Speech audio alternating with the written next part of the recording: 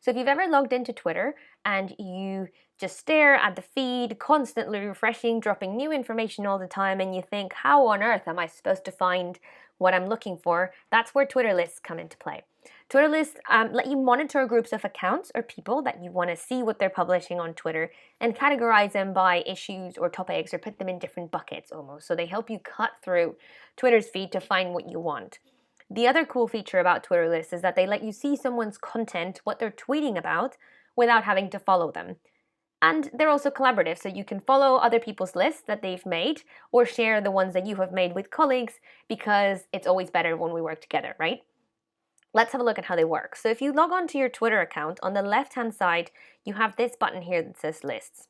Click on it, and it's going to show you 3 different ways that you can interact with a Twitter list. The ones that you own, the ones that you are subscribed to. So for example, I follow one called Disinfo Essentials, and the ones that I am a member of. So if this account ever gets put on a list, you will know and get a little notification. Now, if you wanted to make a list, you have to come to the top right-hand side here, to this little icon that looks like a notepad with a little X, and click plus. This is going to let me create a new list. So for example, let's call this COVID-19 health sources.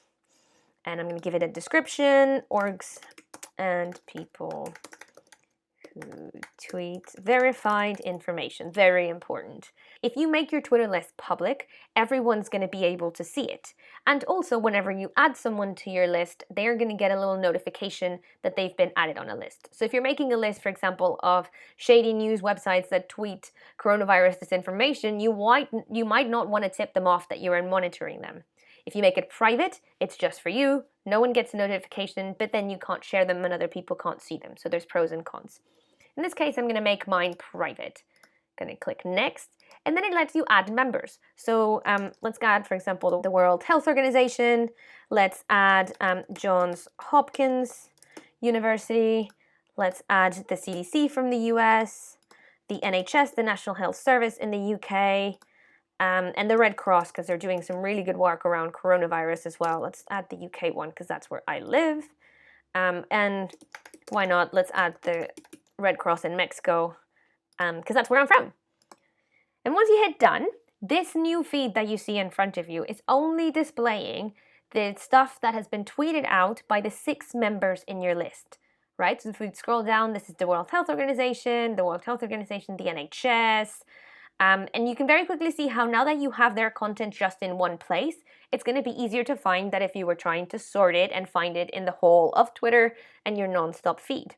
And I also didn't have to follow any of these accounts. They're just being put in a bucket for me to look at. Now, if I change my mind and I want to edit it, very simple, go back here to edit, add people, or even delete the list if I want to do it, make it public if I'm ready to give it out to the world. And if it was public, I'd be able to then share it here, copy a list, send via direct link, even tweet it out into the world. Now, there's other ways of adding people onto Twitter lists. So for example, if I were to go to the World Health Organization's profile just on Twitter, next to the follow button on the left, there are these 3 little dots. And if I click on them, it's going to display an extra menu that says add or remove from lists. This is where then I can, as I'm surfing the web or the internet or Twitter, click on it and immediately add them onto one of the lists that I have got. And you can also do that on mobile. If I was doing the same process on my phone, you'd be able to just add people as you go along. And that's the power of Twitter lists, that you can curate them as you go along.